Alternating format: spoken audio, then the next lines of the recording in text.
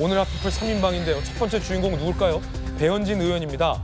국민의힘이 내린 징계에 대해서 법원이 배현진 의원이 청구한 효력정지 가처분을 인용했습니다. 쉽게 말해서 배현진 의원이 돌아온 겁니다. 이렇게 되면 장동혁 지도부에게는 타격이 됩니다.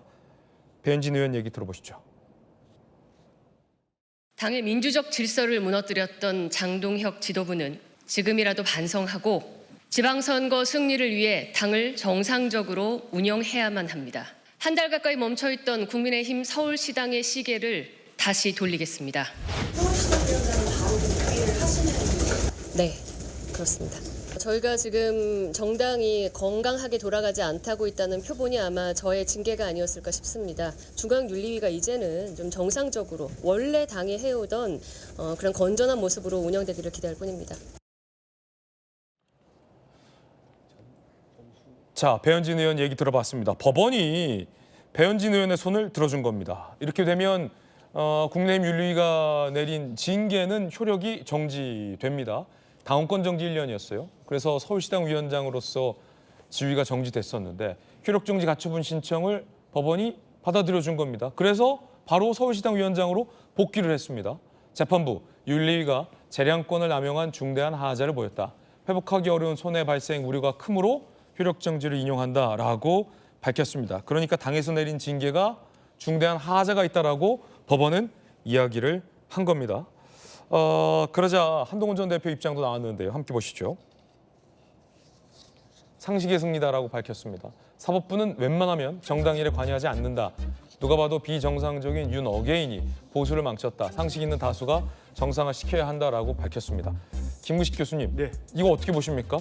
당이 굉장히 뭐랄까 호기롭게 이 징계에 나선 건데 굉장히 빨리 법원이 효력정지를 시켰어요. 그렇죠. 그럼 어떻게 되는 거예요, 이러면? 배현진 의원이 당원권 정지 1년을 맞고 나서 이제 통상적으로는 당내 재심 절차를 하는 경우가 많이 있는데 배현진 의원은 그건 포기하고 어차피 윤리위가 정치적으로 편향돼 있다고 생각하기 때문에 재심 절차를 포기하고 바로 법원에 가처분 신청을 한 거거든요. 그리고 이제 가처분 신청이라는 것은 신속하게 굉장히 위급한 피해가 발생하고 있다고 청구를 하는 거기 때문에 가급적 빠른 시일 내에 판단을 내려줍니다.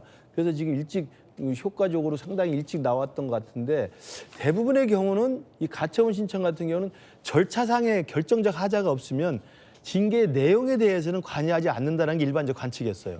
그런데 어제 나온 건 다들 깜짝 놀란 게 징계 내용이 너무 재량권을 벗어났다는 걸로 다시 가처분을 인용했기 때문에 저도 그 판결문 한번 봤거든요.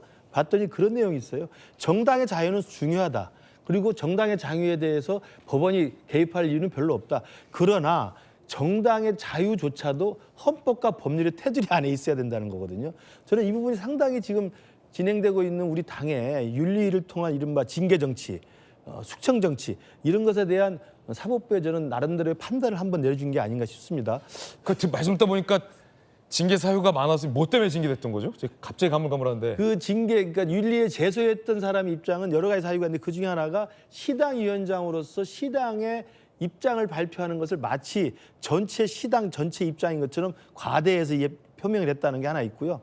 두 번째로는 이제 문제가 됐던 그 자기 SNS에 배현진 의원을 반박했던 사람의 프로필에 들어가서 그 프로필에 올라와 있는 아이 사진을 올렸다라는 걸로 이제 아동 그렇죠. 학대 뭐 이런 걸로 해서 징계가 내려졌는데 그거에 대해서도 어제 법원에서는 그 사진은 이미 피해를 봤다고 주장했던 그 분의 프로필에 올라와 있는 사진이기 때문에 공개가 이미 된 것이어서 절차상 이 부분에 대해서 명확히 따지지 않고 징계가 남용됐다고 지금 이야기를 보는 거예요. 그래서 아까 말씀드린 것처럼 예상 밖으로 절차상의 결정적 하자에도 불구하고 이 내용에 대해서 따지지 않는 게 관례했음에도 불구하고 이 부분이 헌법과 법률의 테두리를 심각히 벗어나서 남용됐다는 면에서 지금 인용을 한 것 같고요.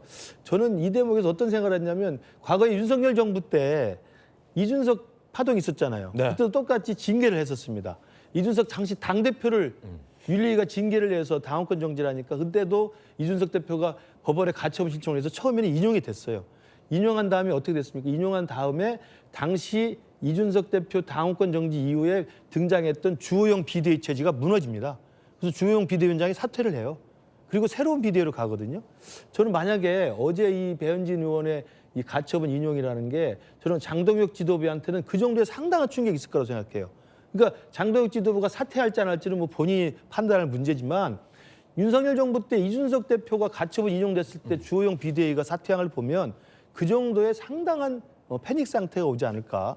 그리고 법원의 판단이라는 게 헌법과 법률의 테두리 안에서 정당히 활동해야 된다는 것들을 이야기하고 있기 때문에 저는 상당히 큰 파장이 있을 거라고 생각을 합니다. 당의 징계라는 것은 그만큼 엄중한 사안이다라는 비판으로 들리는데요. 자, 당 지도부 관계자의 반응은 뭘까요?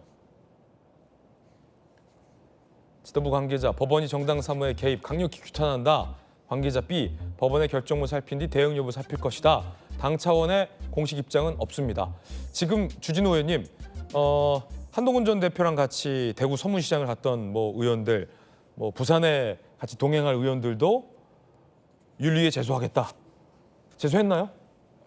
대구 서부시장 간 분들은 제소가 되는 제소됐죠.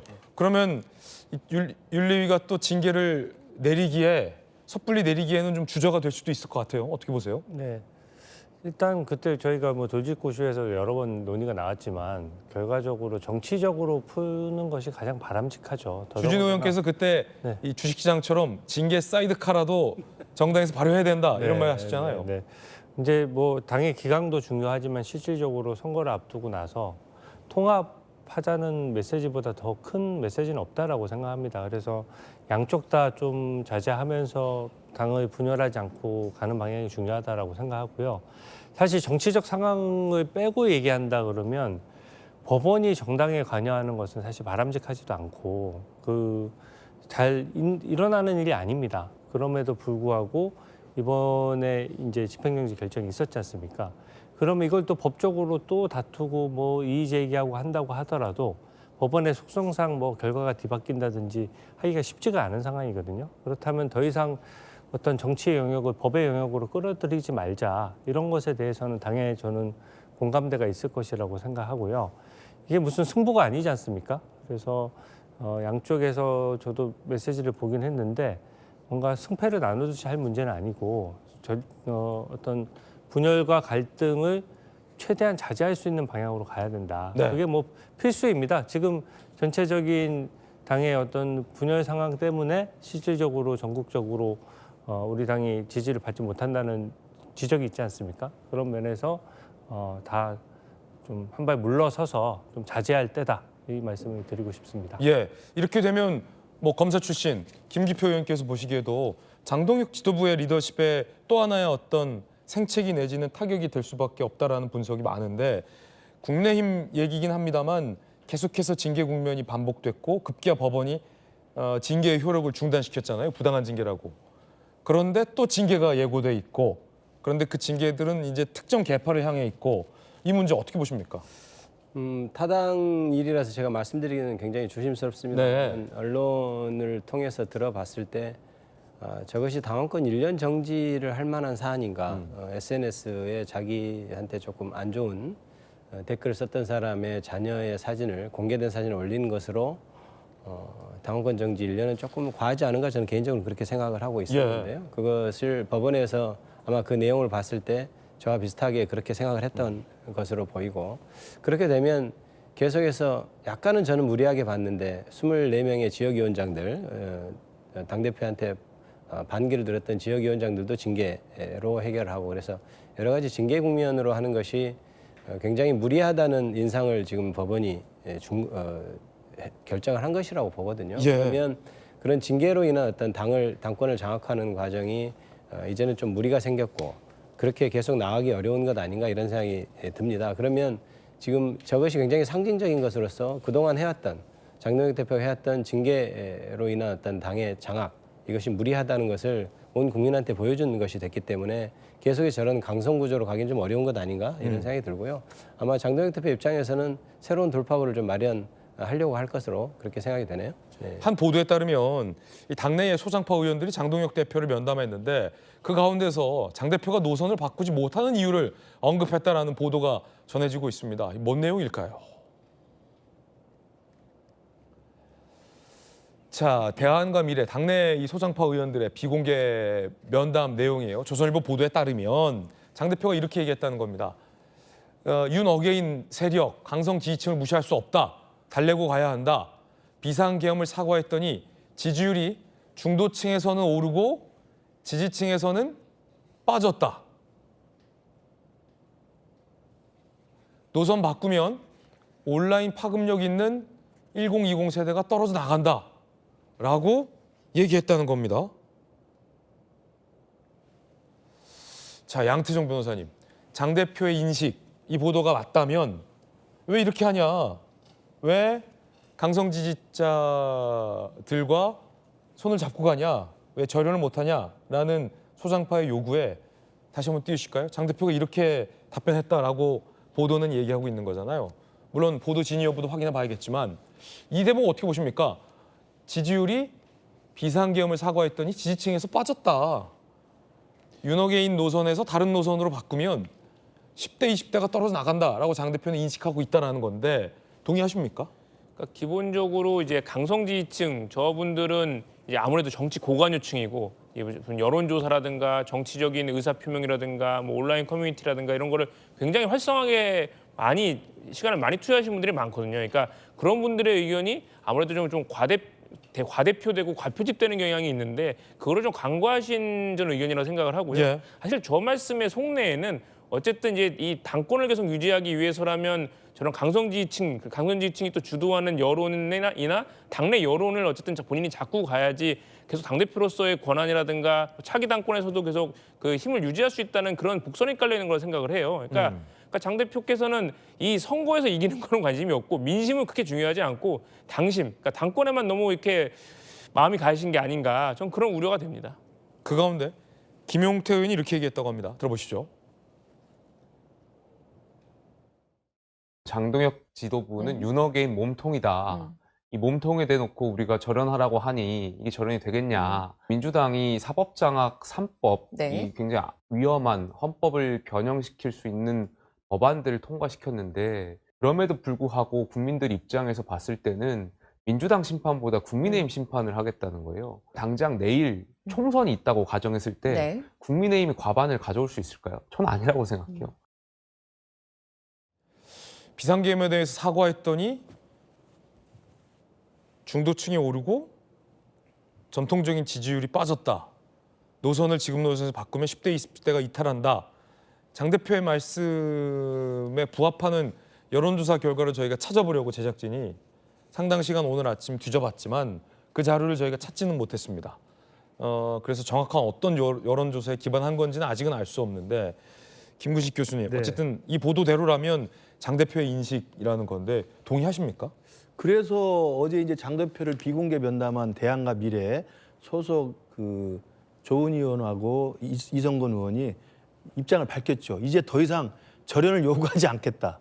왜냐하면 장동혁 대표 입장이 워낙 확고하다는 게 누차 반복이 되고 확인이 됐기 때문에 지금 지방선거는 코앞에 다가오고 있는데 그거 가지고 내부에서 또 요구하고 또 싸우고 갈등하는 것들이 이제는 백약이 묘라고 판단한 것 같아요. 그래서 이제는 더 이상 요구하지 않겠고 각자 위치에서 지방선거를 승리로 이끌겠다고 하면서 어제 했던 이야기 중에 눈길을 끄는 것은 그러나 지방선거 결과에 대한 정치적 책임은 논의를 했다 이거거든요. 그러니까 저는 대안과 미래라는 이 개혁파 입장에서 보면 장동혁 대표 사퇴까지를 직접 요구한 건 아니지만 절연에 대해서 가장 일관되게 줄기차게 요구했던 당내의 가장 개혁적인 그룹인데 이분들조차도 더 이상 장동혁 대표를 설득하거나 요구할 수 있는 동력이 빠졌다고 판단한 거예요. 그 노선 변화 설득 포기한 거예요? 그렇죠. 포기한 겁니다.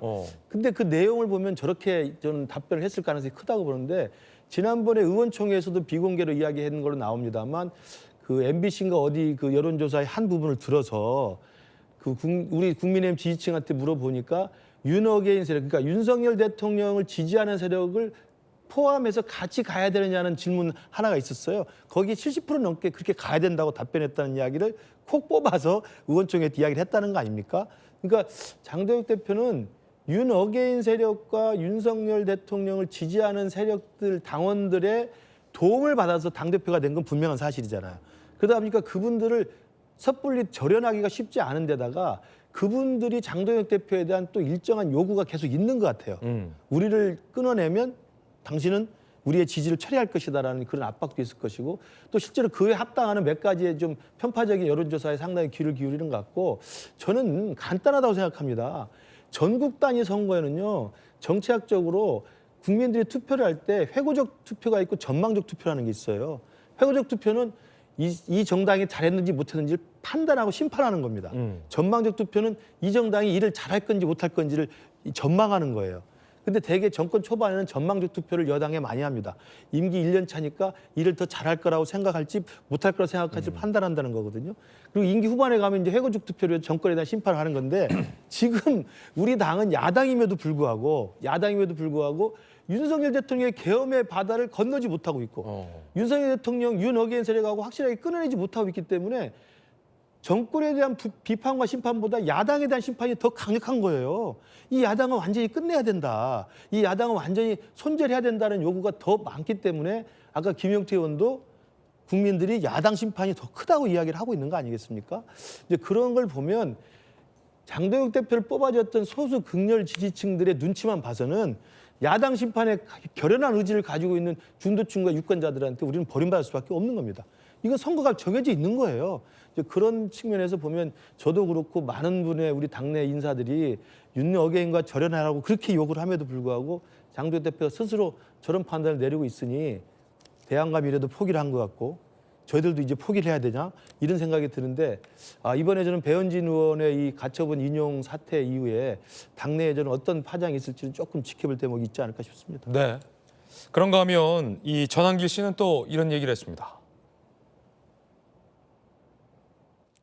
자, 대통령님의 메시지입니다. 전한길 선생님의 편지 무척 반갑고 감사합니다. 너무나 성공적이고 대단한 토론이었고 국민을 일깨우는 전한길 선생님의 용기와 헌신에 대해서 감사하게 생각합니다. 끝까지 윤어게인 외칠 겁니다. 끝까지 부정선거 척결 외칠 겁니다. 대통령 부디 건강하셔야 됩니다.